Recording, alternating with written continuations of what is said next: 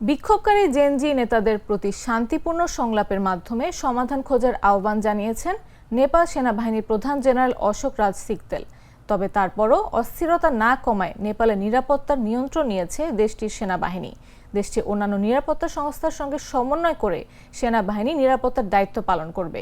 মঙ্গলবার স্থানীয় সময় রাত 10টার দিকে নেপালি সেনাবাহিনীর সদস্যরা দেশটির বিভিন্ন জায়গায় অবস্থান নেন।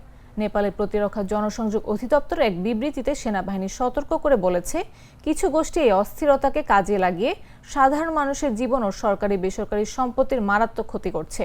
সেনাবাহিনী নাগরিকদের সংযত থাকতে এবং দেশজুড়ে আরও ধ্বংস রোধে সহযোগিতা করতে আহ্বান জানিয়েছে। বিবৃতিতে আরও বলা হয়, এ ধরনের কার্যকলাপ বন্ধ না হলে সেনাবাহিনী অন্যান্য নিরাপত্তা বাহিনীর সঙ্গে সম্পূর্ণভাবে মোতায়েন হয়ে পরিস্থিতি নিয়ন্ত্রণে আনবে। মোতায়েন কার্যক্রম শুরু হলে সামগ্রিক নিরাপত্তা পরিস্থিতি নতুন করে মূল্যায়ন করা হবে। এর আগে মঙ্গলবার সন্ধ্যায় দেওয়া এক ভিডিও বার্তায় নেপাল সেনাবাহিনীর প্রধান জেনারেল অশোক রাজ সিকদেল বলেন, বর্তমান কঠিন পরিস্থিতি স্বাভাবিক করা ও জাতির সর্বোচ্চ স্বার্থ রক্ষা করা সবার দায়িত্ব। আমি বিক্ষোভ কর্মসূচি স্থগিতের অনুরোধ করছি এবং সংশ্লিষ্ট পক্ষগুলোকে সংলাপের পথে আসার আহ্বান জানাচ্ছি। গুড লাক পেনের সফট অয়েল বেসড ইঙ্ক দেয় নিখুঁত লেখার আত্মবিশ্বাস। Good luck pen. Make your luck.